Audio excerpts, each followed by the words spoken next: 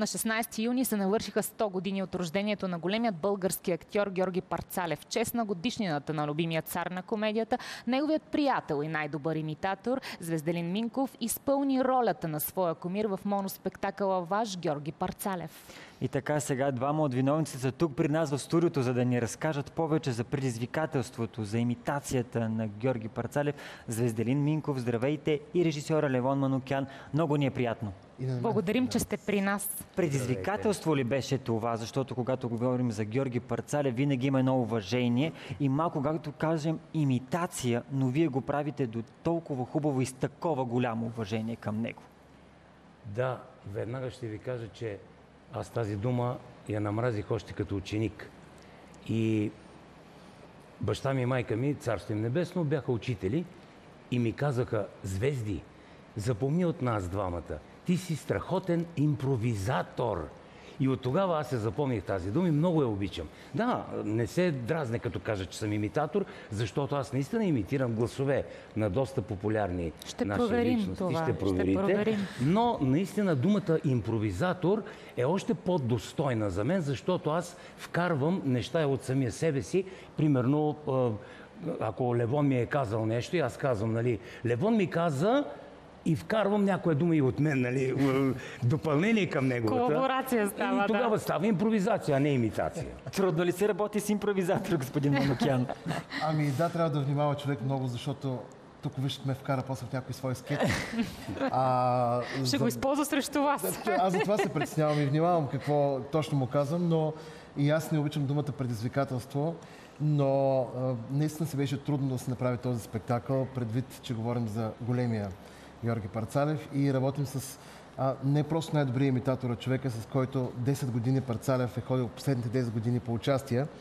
И в спектакъл е трудно, защото имаме повече от 8-9 образа, в които Звезделин трябва да влезе.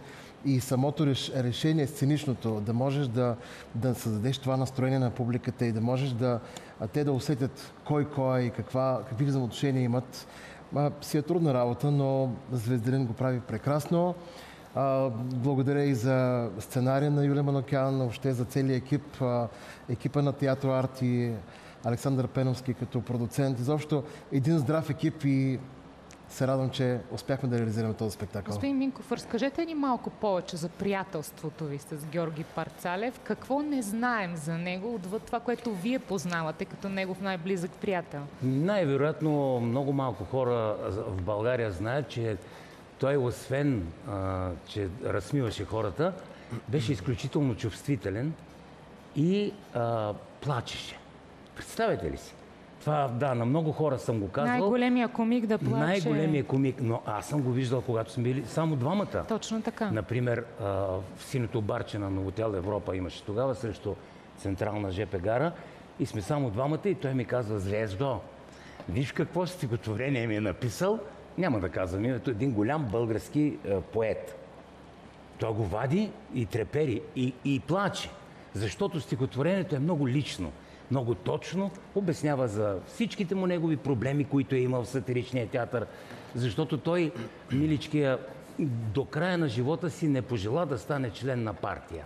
А тогава, знаете, по време на социализма беше ужасно да не си член на партията. Тези, които ставаха членове, веднага заслужил артист, народен артист. Георги Парцалев последен стана заслужил и последен народен. Трънливия път избра, казвате. Да, и въпреки всичко, когато пътувахме с него в един влак, отивахме за Берковица, съобщават, кондукторката като го видя, изтича при началник влака и се чува, тогава радиоточки имаше. Следващата песен на Лили Иванова е специален поздрав за народния артист Георги Парцалев, който пътува в първа класа. А той не беше народен, той беше заслужил. Обаче хората си го наричаха народен. Но пред него имитирахте ли го, за да ви каже: о, Звезди, тук аз не говоря така, нещо се объркал? Ама не само, че го имитира, то така се запознахме всъщност. Две момиченца, едното от тях живее над тях. Баща и били много близки с Парцалев и тя вика: така и така ще заведем в тях. И аз умрях от срам. И викам: не, ще се побъркам. И застанахме пред вратата, булевард Ленин 37, таксито спира, ние се качваме на втория етаж, чета З.А.Г. Парцалев, заслужил артист. И момиченцето вика, аз съм Катя, не се притеснява, ние сме близки. Звънна и двете изтичаха на долния етаж. Да ми видят Сеира. Нали, аз умрях от страна, викам, да се отвори земята и да изчезна. Обаче не се отвори земята, ми се отвори вратата. И Парцалев там. Мале, самия Георги Парцалев срещу мен и аз не мога да кажа нищо. Нали, мама и тата са му учили, като си по-млад, трябва първо ти да поздравиш. Ама като не мога, и това. Добър вечер!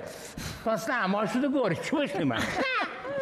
И така, и вече те изтичаха кир, влязохме вътре и тогава, след като се заговорихме, Катя не издържа и вика, бат Жоро, пък знаеш ли как хубаво ти имитира? Да имитира мен ли? Бож! Как мълча? Да ме имитирам добре. И вече станах срам, не срам и го направих пред него. Много ме хареса. Боже, дойде, така ме погали по главата, даде си телефонния номер и вика, ти имаш талант, ще приемат във вид и се обаждай се от време на време. Кажете ни, господин Манукен, как се влиза в тези, преди малко споменахте 9 образа, в които господин Минков трябва да влезе и тук вашата роля, за да го режисирате по най-добрия начин?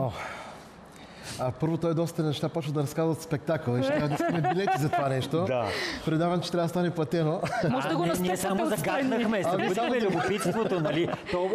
Апетит до сяденето. Затова съвсем мъничко, колкото да поискат. Смея да кажа, че той имитира образи, които по принцип добре имитира. И които има голям опит през годините в различни програми, предавания и спектакли, в които е участвал. Така че ние сме подбрали образи, в които той наистина влиза много добре в роля. Може би ще загатне някой, може би на спектакъл, които дойдат да гледат. Но режисьорските решения са много трудни. И то там беше всъщност идеята как да пресъздадем това нещо и хората да не се объркат, защото моноспектакъл е много трудно нещо. И сега е модерно да се прави моноспектакъл с още 15 души около теб. Може да изляза, да вляза, да... Тук си сам. Даже самата сценография така е измислена, че тя е малко соц. Малко аристократичният дом на Парцалев и малко онзи дъх на соц. Така че тук си е чист моноспектакъл, такъв какъвто големите артисти знаят какво е моноспектакъл. Но преодоляхме и публиката не само разбира, се заболява и в последния спектакъл имаше над 30 прекъсвания от аплодисменти, което за мен беше това е най-голямата оценка. И накрая не си тръгват. Представете ли си? Искат още. Ама стоят прави, не си тръгват и аз чак се просълзих в последния път. Играхме точно на годишнината му. Да. На 16 юни в Горна Оряховица. И може да си представите, хората стоят в салона, нали, свършиха да ръкопляскат и стоят. Аз викам, нещо става тук.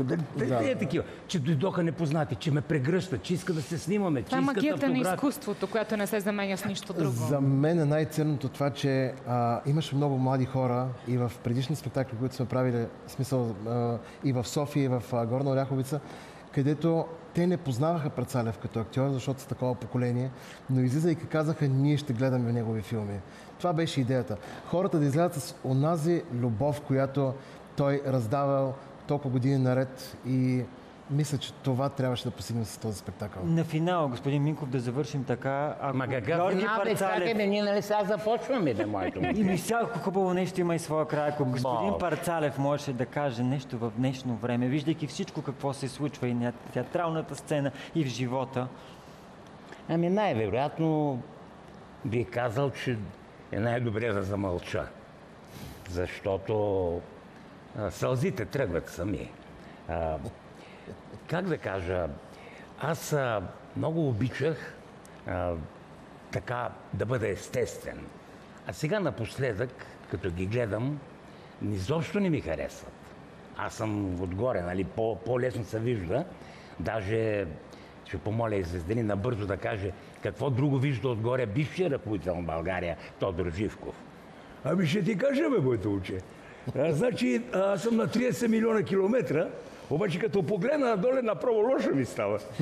Нали, съжалявам, че се усмихвам, ама за това и за да не заплача. Защото веднъж заплаках и знаете ли какво стана? Моите слази отгоре, докъде паднат до България, се превърна в потопи. Те бела слатина, текне жапа, долу Мадан, Радозем и така нататък. Най-добре е да намерите в най-скоро време некой истински българин да управлява България. Най-важното е, че Георги Парцалев успяваше да намери усмивка във всяка една ситуация. Абсолютно. Много ви благодарим за това, че този образ оживява през Никола вас. Анастасов трябваше да направим. И Тодор Колев трябваше. Пак ще дойдете, вратите са отворени. Благодарим ви много, че пазите българското. На финала, Благодаря ви. кратко. Само да помоля да споделя, че тръгваме голямо турне и в социалните мрежи може да следите датата. Една от основните ни дати е в Пловдив на 28 август и много други градове, така че ви очакваме. Благодаря ви за поканата. Каним всички наши зрители. И на Благодарим 9 ви. октомври родния ми Козлодуй. Точно така. Благодарим ви много за това гостуване. Има защо. Благодарим. Благодарим Всичко ви добро. много.